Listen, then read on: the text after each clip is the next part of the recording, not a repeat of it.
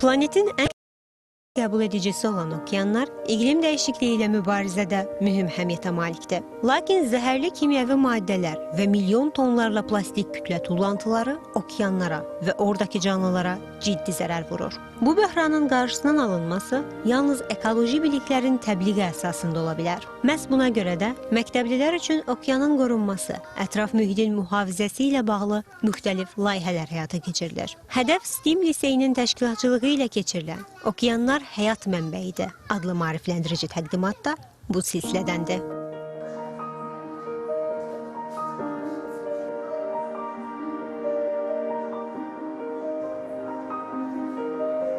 Bala bilgələrimiz öz əsərlərini təqdim etmişlər və onların suların çirklənməsinə duyarlılığını, biganə qalmadığımızı göstərməyin bariz nümunəsidir. Dünya Okeanlar Gününə həsr olunan layihədə azyaşlılar çirklənən okeanın təsvirini öz dünya görüşlərinə əsasən əks etdirdilər. Və bu gördüyünüz əsəri bizim şagirdimiz təsvir edib. Təsvirdə nə var?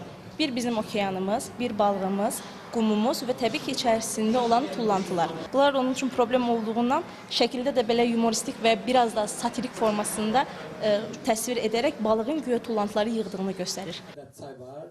Tədbirdə bioloji ehtiyatların və mineral xammalın mənbəyi olan dünya okeanlarının qorunmasının əhəmiyyəti barədə məlumat verildi. Layihə çərçivəsində ölkədə su ehtiyatlarının qorunması, Xəzər dənizi və dəniz ekosistemləri ilə bağlı həyata keçirilən tədbirlər, həmçinin qəbul olunan dövlət proqramları da azyaşlıların diqqətinə çatdırıldı.